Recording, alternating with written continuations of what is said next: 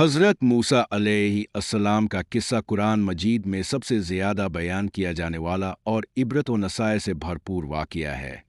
آپ علیہ السلام اللہ کے جلیل القدر پیغمبر اور رسول ہیں، جنہیں کلیم اللہ سے گفتگو کرنے والا کہا جاتا ہے۔ آپ کا قصہ ولادت سے لے کر فرعون کی غرقابی اور بنی اسرائیل کی رہنمائی تک ایمان اور فرعونیت کے مرکے کی ایک عظیم داستان ہے۔ نیچے اس قصے کو اہم مراحل میں بیان کیا گیا ہے۔ ایک ولادت باسعادت اور دریا کا سفر۔ جب حضرت موسیٰ علیہ السلام پیدا ہوئے تو وہ دور بنی اسرائیل کے لیے انتہائی کٹھن تھا۔ مصر کے بادشاہ فرعون کو نجومیوں نے بتایا تھا کہ بنی اسرائیل میں ایک ایسا بچہ پیدا ہوگا جو اس کی سلطنت کو تباہ کر دے گا۔ اس خوف سے فرعون نے بنی اسرائیل کے تمام نوزائیدہ لڑکوں کو قتل کرنے کا حکم دے رکھا تھا۔ حضرت موسیٰ علیہ السلام کی والدہ شدید پریشان تھیں، لیکن اللہ تعالیٰ نے ان کے دل میں یہ بات ڈالی وہی کی کہ وہ بچے کو دودھ پلائے اور جب جان کا خطرہ ہو تو انہیں ایک صندوق میں بند کر کے دریائے نیل میں بہا دے۔ اللہ کا وعدہ تھا کہ وہ بچے کو ان کے پاس واپس لوٹائے گا۔ فرعون کے محل میں پرورش۔ صندوق بہتا ہوا فرعون کے محل کے کنارے لگ گیا۔ فرعون کی نیک بیوی حضرت آسیہ رضی اللہ عنہا نے جب اس خوبصورت بچے کو دیکھا تو ان کے دل میں محبت جاگ اٹھی۔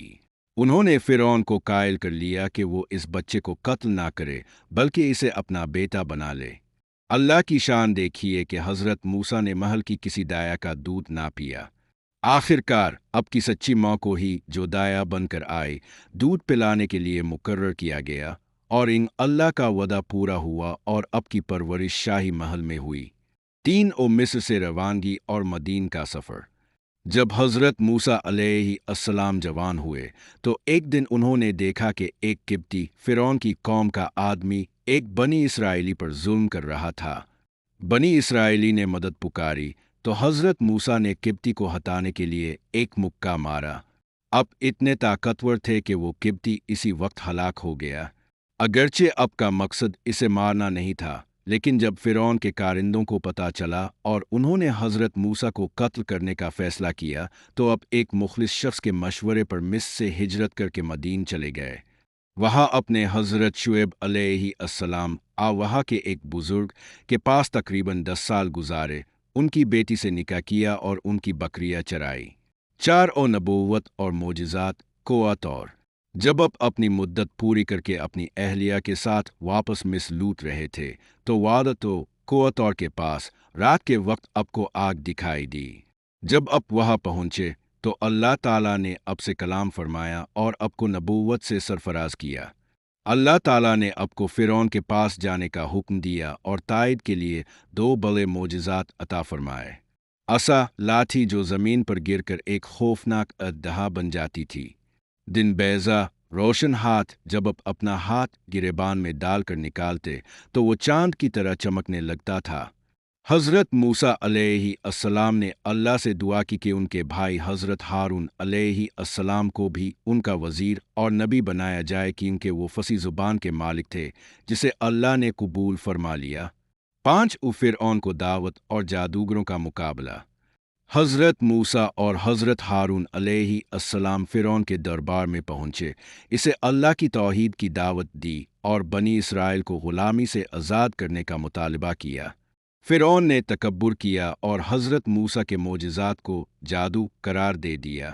اس نے ملک بھر کے نامور جادوگروں کو جمع کیا تاکہ وہ حضرت موسیٰ کا مقابلہ کرے۔ مقابلے کے دن جادوگروں نے اپنی رسیاں اور لاٹھیاں پھینک کے جو جادو کے زور سے دوڑتے ہوئے سانپ نظر آنے لگے، لیکن جیسے ہی حضرت موسیٰ علیہ السلام نے اللہ کے حکم سے اپنا عصا پھینکا، وہ ایک بہت بڑا اژدہا بن گیا اور جادوگروں کے تمام جھوٹے سانپوں کو نگل گیا۔ جادوگر فوراً سمجھ گئے کہ یہ جادو نہیں بلکہ خدا کا معجزہ ہے۔ وہ سب فرعون کی دھمکیوں کی پرواہ کیے بغیر سجدے میں گر گئے اور ایمان لے آئے۔ مصر سے خروج اور فرعون کی غرقابی۔ فرعون اپنے کفر اور بنی اسرائیل پر ظلم و ستم میں بہتا ہی چلا گیا۔ آخرکار اللہ کے حکم سے حضرت موسیٰ علیہ السلام رات کے وقت بنی اسرائیل کو لے کر مصر سے نکل کھڑے ہوئے۔ جب فرعون کو پتہ چلا تو وہ ایک بھاری لشکر لے کر ان کے تعاقب میں نکلا۔ بنی اسرائیل جب بحیرہ احمر سرخ سمندر کے کنارے پہنچے تو آگے سمندر تھا اور پیچھے فرعون کا خوفناک لشکر۔ بنی اسرائیل گھبرا کر کہنے لگے، ہم تو پکڑے گئے۔ لیکن حضرت موسیٰ علیہ السلام نے فرمایا، ہرگز نہیں، یقیناً میرا رب میرے ساتھ ہے، وہ ضرور میری رہنمائی فرمائے گا۔ اللہ نے حکم دیا کہ اب اپنا عصا سمندر پر ماریں۔ عصا مارتے ہی سمندر کے درمیان 12 خشک راستے بن گئے اور پانی دونوں طرف اونچے پہاڑوں کی طرح کھڑا ہو گیا۔ حضرت موسیٰ اور ان کی قوم بحفاظت سمندر پار کر گئی۔ جب فرعون اور اس کا لشکر بھی اسی راستے پر سمندر کے بیچ پہنچا تو اللہ کے حکم سے پانی دوبارہ مل گیا اور فرعون اپنے پورے لشکر سمیت غرق ہو گیا۔ ڈوبتے وقت فرعون نے پکارا کہ میں موسیٰ اور ہارون کے رب پر ایمان لاتا ہوں، لیکن اس وقت کا ایمان قبول نہ ہوا اور اللہ نے اس کی لاش کو آنے والی نسلوں کے لیے عبرت کی نشانی بنا دیا۔ 7 دانتا اور تورات کا نزول۔ فرعون سے نجات پانے کے بعد بنی اسرائیل کو صحرائے سینا دانتا میں لایا گیا۔ یہاں اللہ نے ان پر بے شمار انعامات کیے۔ دھوپ سے بچنے کے لیے بادلوں کا سایہ کیا، کھانے کے لیے غیب سے من و سلو اتارا، اور پیاس بجھانے کے لیے حضرت موسیٰ کے عصا مارنے سے ایک چٹان سے 12 چشمے جاری کیے۔ اسی دوران حضرت موسیٰ علیہ السلام کو قوہ طور پر 40 دن کے لیے بلایا گیا، جہاں انہیں آسمانی کتاب تورات عطا کی گئی۔ لیکن اب کی غیر موجودگی میں بنی اسرائیل سامری کے بہکاوے میں آ کر سونے کے بچھڑے کی پوجا کرنے لگے، جس پر واپسی پر حضرت موسیٰ شدید غضبناک ہوئے اور قوم کی توبہ کرائی۔ بعد میں جب قوم کو ارض مقدسہ فلسطین میں داخل ہونے اور جہاد کرنے کا حکم دیا گیا تو انہوں نے بزدلی دکھائی اور کہا، اے موسیٰ، تم اور تمہارا رب جا کر لڑو، ہم تو بیٹھے ہیں۔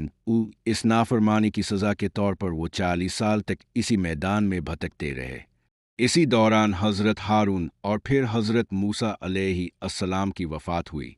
سبق: حضرت موسیٰ علیہ السلام کا قصہ ہمیں سکھاتا ہے کہ طاقت، دولت اور تکبر جیسا فرعون کا تھا کبھی مستقل نہیں رہتے، اور حق کے راستے پر چلنے والوں کو کتنی ہی مشکلات کا سامنا کیے نہ کرنا پڑے، آخری فتح ہمیشہ اللہ پر توکل کرنے والوں کی ہی ہوتی ہے۔